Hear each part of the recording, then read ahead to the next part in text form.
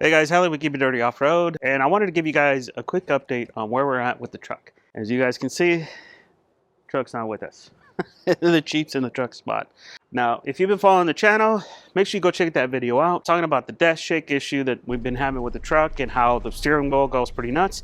And I wanted to clarify something up on that first before we get into the update. A lot of you guys have been comparing it to the Jeep Death Wobble. You know, a lot of the F250s, the Super Duties have been having a similar issue. And I want to just clarify it.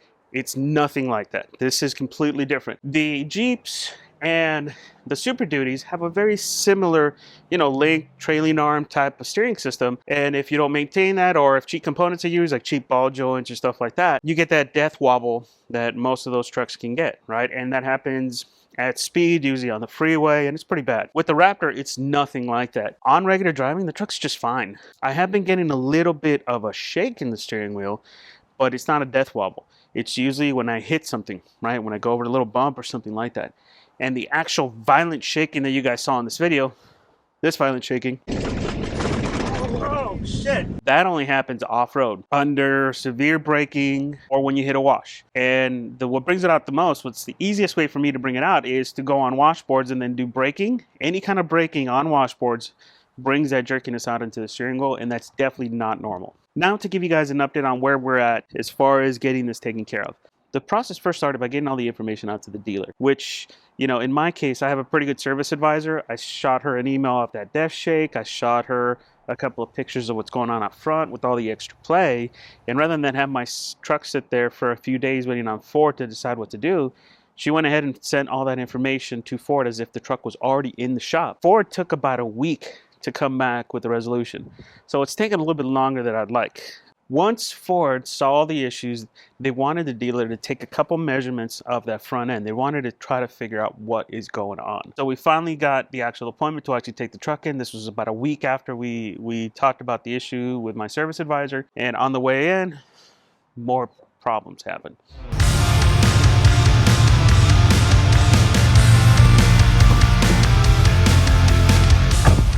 Fuck, it's cold.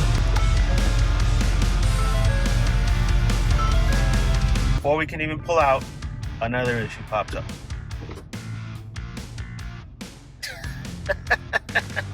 What the fuck, Ford? What the fuck?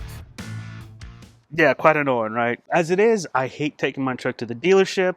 I always hate to drive there because I don't know when I'm going to get her back. Especially for something like this, I have no clue how long it's going to take to get her back. And especially when it comes to issues like this that can't always be replicated, right? So I had to capture it all ahead of time so that the dealer could really fix it and for Ford to approve fixes, right? Because this is something that the dealer wouldn't be able to replicate. None of this. The cameras, nor the issues with the steering, they can't replicate this. They have to actually do it. And unless you provide them a video of the truck doing something like this, they can't really diagnose it, right? So keep that in mind too. If you ever have an issue with your truck, capture it. Get a video of the truck doing it, whatever you can, especially if it's something that's sporadic and hard to replicate. If the dealer can't replicate it, they can't fix your problem. Keep that in mind. Now, once we got there, tested out the cameras again, everything was fine. 2 minutes later, truck's warmed up, it works. I don't mean to complain all the time, guys, but this is getting frustrating. And luckily, the camera issue is a known issue. For those that own Raptors, F-150s, a bunch of Ford vehicles are actually getting recalled for it. So you'll see a recall coming out for it here pretty soon. So if you're having those camera issues, keep an eye out. There's a recall out on it. You guys should see it here shortly here in November. And Ford has a fix. While we're at the dealer too, we couldn't help ourselves. We had to take a look at the GT500s. Man, those cars are beautiful. I personally prefer the GT350. I think the GT350 is a better looking car. The front end on the 500 is better. Obviously the engine is great, but you can get manual on a GT350. And you don't have to worry about crazy markups anymore on the GT350 Tesla 500. Jeez, man, I would not pay that much markup over anything, on anything. And that's another tip. Don't ever pay markup, guys. Just don't do it. We finally said goodbye to the truck and we went home and we wait. And this is the part that I absolutely hate. I hate the waiting. So first of all, I've been driving the Beamer more.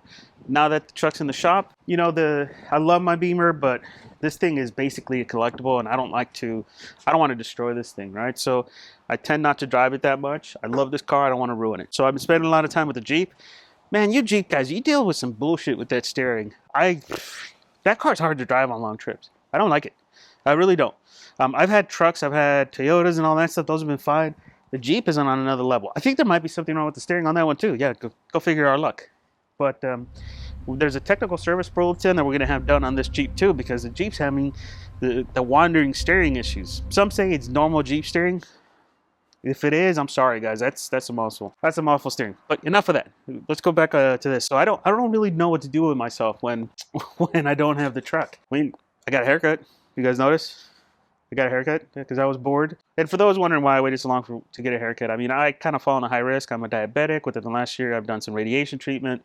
I'm kind of high risk for COVID. So that was one of the big high items that I was like dreading doing. Luckily, they have some pretty good protocols nowadays, so it's not too bad. Finally got to do some chores around the house. The wife's really happy that I got to do some chores. Ended up trimming a tree that I've been neglecting forever.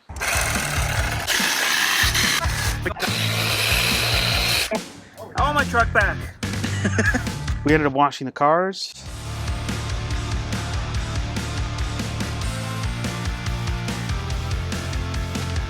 Ethan put tire shine on one of them. What are you doing, Ethan? Tire shine. That's okay. It's just a Beamer.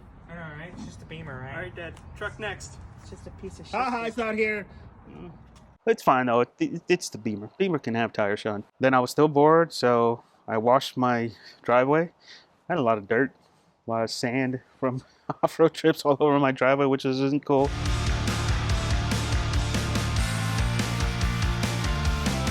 So what is the update on the actual truck? Well, I don't have it. Do you guys see? It's not in my garage. It's not in the driveway. I still don't have it. And there's a good reason why. So couple of things. I don't know everything that's been replaced, but after Ford took a look at everything going on up front, had the dealer do a couple of checks, they decided to replace the inner tie rods. I know a lot of you guys recommended the inner tie rods. Ford agreed, and they went ahead and replaced those. But they also, from talking to my service advisor, she said that they also replaced the spindles. That was kind of surprising.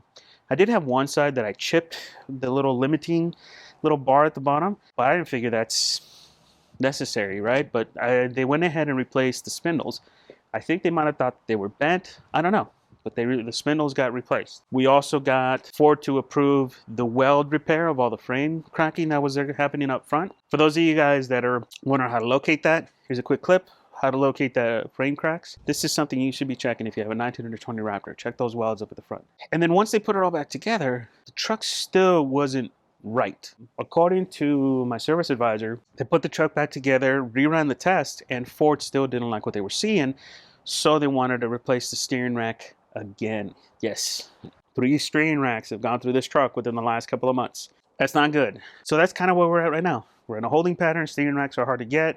They have a minimum 1 week lead time, so hopefully by sometime next week, steering rack comes in, she gets all buttoned up, and we'll be back on the trails testing and seeing if the problem's resolved. I'm hoping this is it, right? I'm hoping this finally solves the issue. I still don't have a root cause as to what caused the death shake, but they have replaced quite a bit of components up front, so it's telling me that there's something wrong up there in the front, you know, and maybe it was inherently wrong with my truck because not too many people are seeing issues like I am.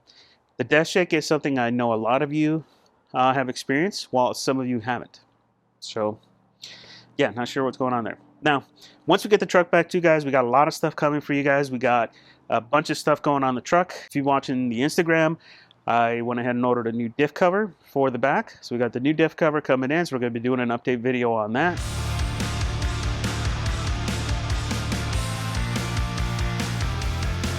We also got a bunch of built right stuff.